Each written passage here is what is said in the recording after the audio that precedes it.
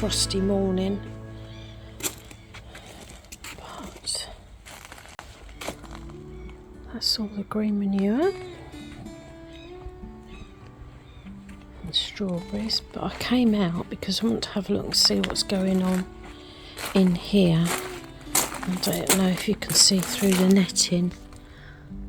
It's a little bit tricky, but I don't know. Let me go the other side.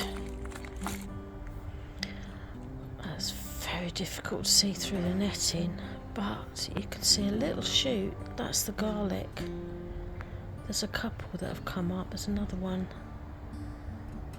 up there. The rhubarb is collapsing now. So I think when that's all died back, I'll be able to divide that. The rose is actually doing okay. It's got plenty of new growth. Something's eating my chard. I think it's time I sowed some more, to be honest. But I don't know if that's slugs or what. But I'll let them have it.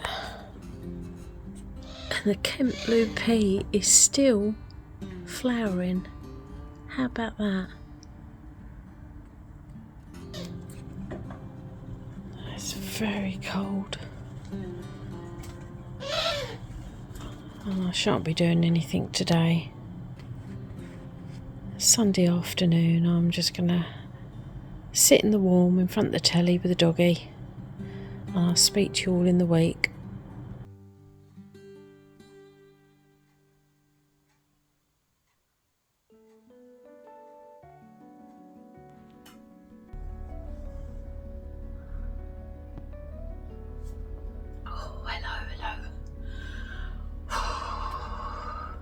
It's pretty cold.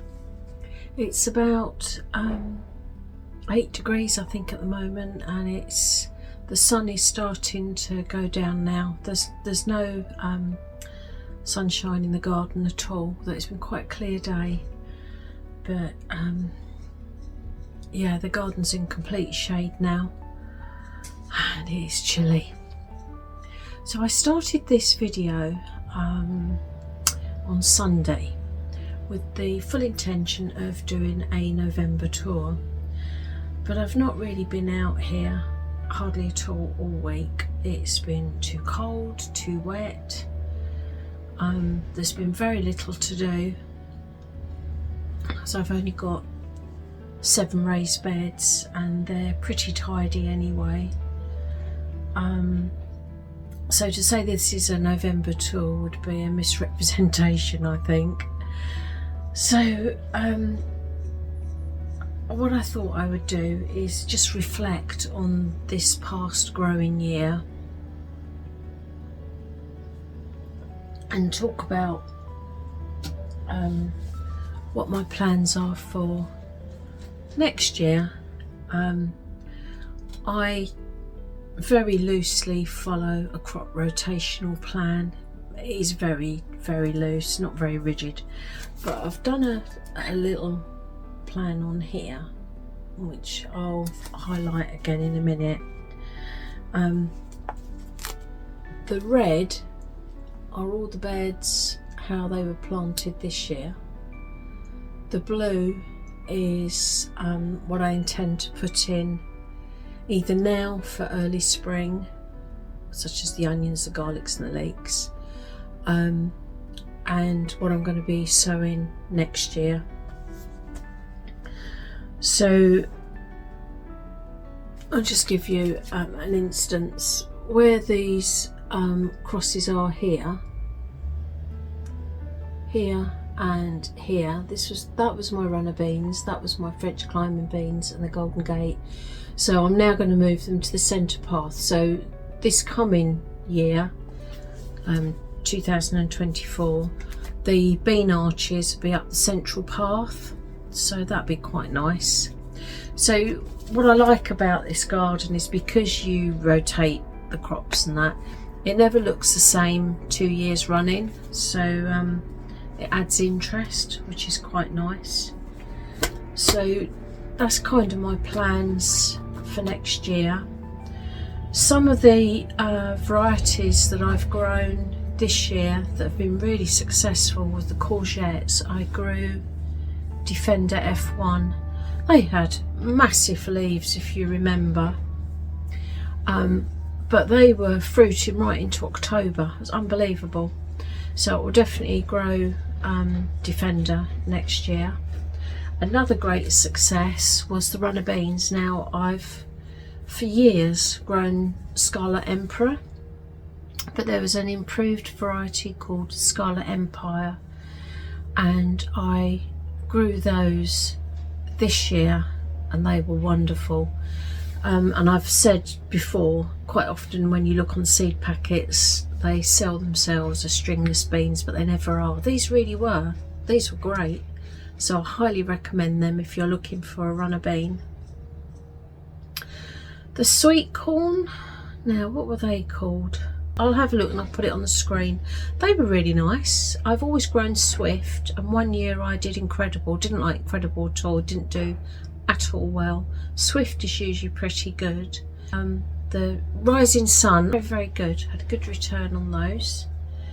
So they were 3 really good new introductions, variety introductions that is. Next year I want to be a bit more adventurous as well, because this year was the first year of this new garden. I played safe and just stuck with some of my staples, but I've had a bit of a battle with the soil pH, which some of you will know about as well. I think many allotmenteers and vegetable growers do all they can to get their pH higher. I had the opposite problem. My soil was too alkaline, which meant that the plants weren't able to thrive. They weren't able to access all the nutrients in the soil. So I've had a battle on my hands all summer, constantly trying to lower the pH, but I think I'm winning the battle now. And now I know what I'm up against. That's something that I'll be concentrating on all through the growing season next year. So yeah, I might even try butternut squash. I don't know, I like it. Have I got the room? Can I grow them vertically? Something to think about. A lot of you have been growing melons, and very successfully, so I may actually try that this year, oh sorry, next year, but that would be undercover in the greenhouse. Talking of the greenhouse, there is little to see at the moment. I did some sowings a couple of weeks ago, but there hasn't been any movement. I sowed some broad beans in the beds, no movement. The onions and garlic and leeks are under cover, you've seen already. The green manure is doing well. So that's about it really, folks. So like I say, it's cold. I don't really want to sit out here much longer, so I'm going to go in. So take care everyone, I'll speak to you in the next one.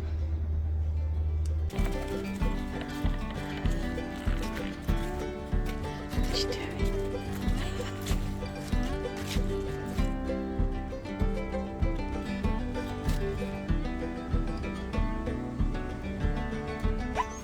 Where is it?